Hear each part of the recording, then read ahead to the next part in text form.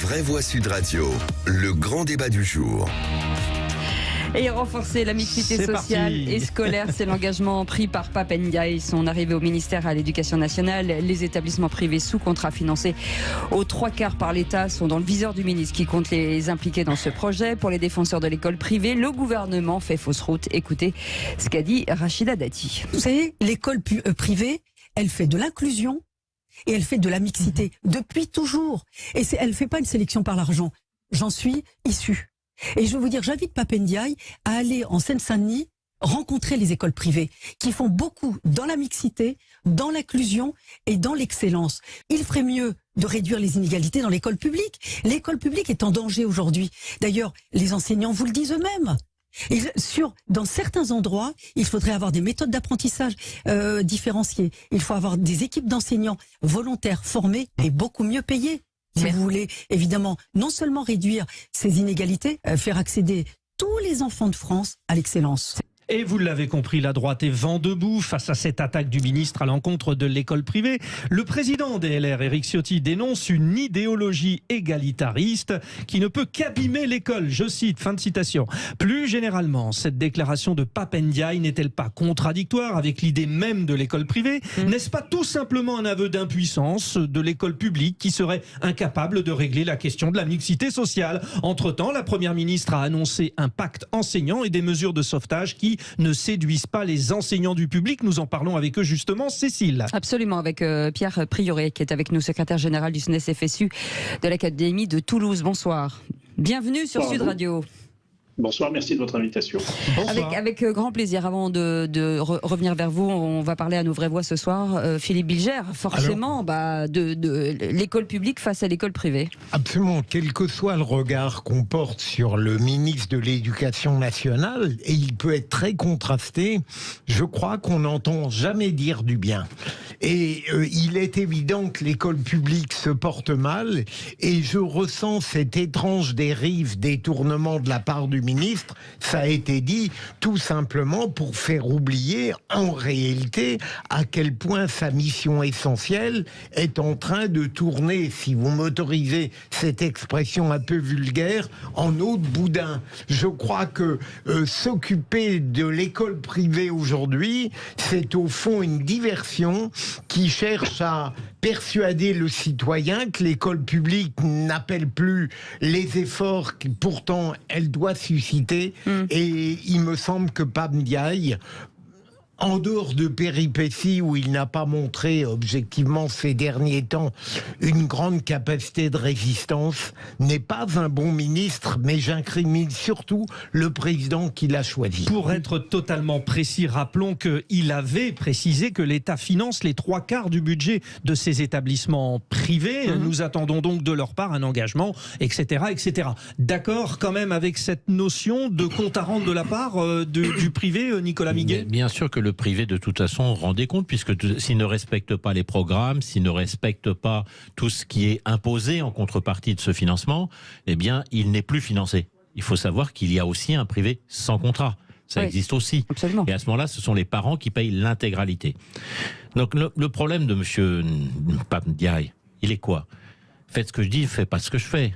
Il a quand même mis ses enfants à l'école alsacienne, ça c'est un fait avéré. C'est-à-dire donc une des écoles privées les plus sélectes de Paris. Alors, il doit être encore plus conscient que d'autres de la faillite du système public. Ma mère était prof de collège à Verneuil-sur-Avre dans l'Eure, prof de maths. C'est donc le service public, je le connais par cœur. J'ai toujours fait mes bancs donc de l'école, lycée et collège et école primaire sur l'école publique. Une école publique, elle a fonctionné. Elle a bien fonctionné. Aujourd'hui, on dépense... Aujourd'hui, elle ne fonctionne plus? Elle ne fonctionne plus parce qu'on dépense trop d'argent. Et on met trop de paperasse. Et on les dépense mal.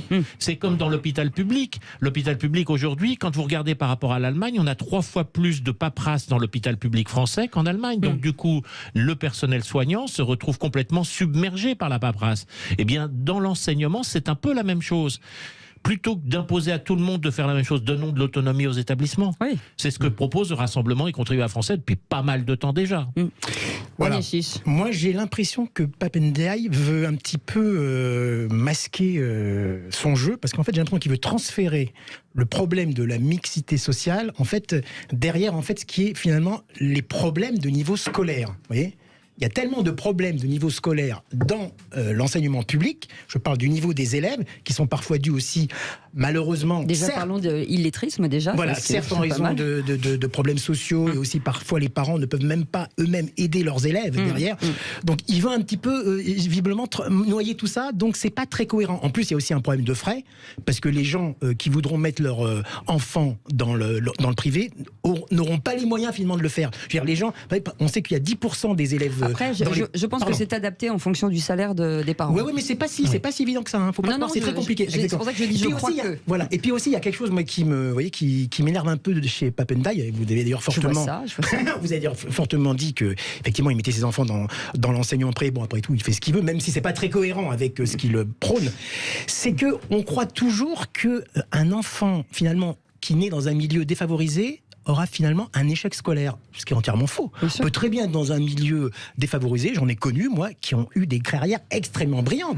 Des gens pauvres et de conditions modestes qui sont devenus chirurgiens, enseignants. Des gens qui ont d'argent, qui ont eu des échecs scolaires avec donc je trouve que tout ça n'est pas très cohérent de la part du ministre. Alors, je rappelle aux auditeurs de Sud Radio qu'ils peuvent intervenir, donner leur avis. Est-ce un aveu d'échec finalement pour l'école publique? Vous donnez votre avis sur le compte Twitter. Pour l'instant, c'était oui à 94%. Alors, nous avons avec nous Pierre Prioré, donc le secrétaire général du SNES FSU. Nous partons dans l'académie de Toulouse. Très honnêtement, Pierre Prioré, quand on entend ce que dit Pape Ndiaye, on se dit qu'il n'y croit plus en l'école publique. Non, je ne crois pas que ce soit ça sa volonté. En tout cas, c'est pas comme ça qu'il l'a présenté. Il s'est beaucoup inspiré, semble-t-il, d'une expérimentation qui a été menée à Toulouse par le conseil départemental notamment, qui visait à fermer des collèges situés en zone très très difficile au plan politique de la ville, dans lesquels les échecs étaient massifs, en faisant transporter les élèves dans des collèges de centre-ville. C'est une expérimentation qui a produit des résultats intéressants, parce qu'elle a cassé en réalité des collèges qui étaient devenus des ghettos. Ceci dit, l'expérience toulousaine n'est pas complètement transposable au plan national. À Toulouse, le privé n'est pas impliqué dans la démarche. Ce qu'on craint beaucoup, c'est que Pape Ndiaye profite de l'occasion pour drainer des fonds publics supplémentaires vers l'école privée, ce qui n'est pas notre position. L'école publique a besoin d'argent. Contrairement à ce qui a été dit, on investit de moins en moins en réalité dans l'école publique. Si on regarde par rapport à la richesse du pays, on est passé il y a une vingtaine d'années de plus de 7% du PIB investi dans l'éducation, aujourd'hui à moins de 6,5%. Donc en réalité, la part du budget de la richesse produite consacrée à l'éducation est en baisse dans ce pays. Donc il y a un vrai problème effectivement avec certains établissements scolaires, mais c'est pas en multipliant les appels du pied à l'enseignement privé qu'on va régler le problème. Je crois qu'il faut qu'on investisse massivement sur ces établissements-là. Il y a des choses à faire probablement, mais ça mobilisera effectivement des moyens que pour l'instant le ministère n'accorde pas. J'en profite pour dire au passage que sur l'expérimentation toulousaine, le rectorat de Toulouse a au passage quand même récupéré au moins les moyens administratifs, puisqu'il y a un collège, même 2 collèges qui ont été fermés. Donc on a récupéré de l'argent public pour le mettre ailleurs dans le public. C'est pas comme ça qu'il faut procéder de notre point de vue. Si vous permettez, avant de donner la parole à Philippe Bilger, il y a Jérôme qui s'adresse à vous, Nicolas, et qui dit effectivement l'école alsacienne va être ouverte à tous, point d'interrogation. Donc je ne crois pas, dit-il. Et il dit je ne crois pas. Et Clavy nous dit c'est bien la première fois ce n'est pas la première fois que les enfants sont obligés de se rendre dans le privé pour leur permettre de poursuivre leur études. C'est bien dommage, l'insécurité, le dérapage, enfin voilà. Question Philippe Bilger. Justement, Pierre Prioré, je ne fais pas de mon expérience un universel, mais autour de moi, dans mon environnement et parmi des gens parfois très modestes, j'entends un vrai désir de l'école privée. Des gens se saignent aux 4 veines pour mettre leurs enfants dans l'école privée. Est-ce que ça ne veut pas dire tout de même que l'école publique est structurellement décevante sur beaucoup de points qui importent aux parents? L'école privée, elle a une image c'est de favoriser l'entre-soi social. Donc effectivement, pour un certain nombre de parents, ça peut être attirant d'avoir l'illusion que leur enfant sera quelque part préservé, protégé dans un milieu clos, mais c'est pas la réalité de ce qui s'y passe, parce que d'abord il y a des difficultés scolaires comme partout ailleurs, d'une part, et puis d'autre part, il y a aussi de la difficulté. Certains élèves toulousains transplantés en centre-ville en ont témoigné, dans l'expérience qui a été menée, de la difficulté à intégrer des cercles sociaux qui sont très fermés en réalité et qui sont pas du tout de leur univers. Donc c'est pas du tout la recette miracle n'est pas d'aller vers l'école privée. En tout cas, c'est pas ce que nous on pense. Encore une fois, on part pas à armes égales au départ, compte tenu de la sociologie quand même très différente, et c'est très net dans les indices de positionnement sociaux des parents entre l'école privée et l'école publique. L'école publique, elle est là pour proposer un entre-soi. C'est le contraire du projet républicain en réalité. Et René Chiche. Oui, moi je voudrais vous poser une question. Alors, est-ce que vous pouvez me répondre sans langue de bois? Attention, Pierre Prioré. Ça concerne votre ministre. On vient d'en parler. Est-ce que ça vous choque, est-ce que ça vous gêne que Pap Ndiaye mette ses enfants dans l'un des établissements privés les plus chers de France? Quelle est votre impression? Quelle est votre opinion? Bon, écoutez, mon opinion, c'est qu'il est ministre, et en tant que ministre, voilà, il a une politique à mener en termes éducatifs. On a des choses à dire sur la politique éducative qu'il mène. Ce qu'il fait dans sa vie privée, moi, ça ne m'intéresse pas. Je vous le dis très franchement, c'est pas mon sujet majeur. Enfin, c'est pas parce que vous avez vos enfants dans telle ou telle école que vous mènerez une politique plus ou moins adaptée aux ambitions de votre ministère. C'est bien ce que je pensais, vous m'avez répondu avec de la langue de bois. Non, je trouve que Pierre Prioré a raison. On oppose sans arrêt à Pap Ndiaye. Il peut tout à fait les mettre. Un ministre de l'Éducation doit quand même montrer l'exemple et montrer que ses enfants sont dans l'enseignement public. Excusez-moi, enfin, si ses enfants étaient déjà dans cette école, il ne va pas les sortir pour les mettre dans le public parce qu'il est ministre. Mais bon, enfin, Nicolas Méguer. Il y a un vrai problème quand même sur la dégradation. Oui, mais elle est nulle. D'accord. Non, je plaisante. Non, je ne veux pas généraliser. Mais vous êtes deux, vous la partagez. Vous l'avez fâché, notre René. Non, Nicolas Méguer. Notre ami Bilger dit qu'il ne faut pas généraliser, mais moi j'ai des exemples locaux chez moi en Normandie.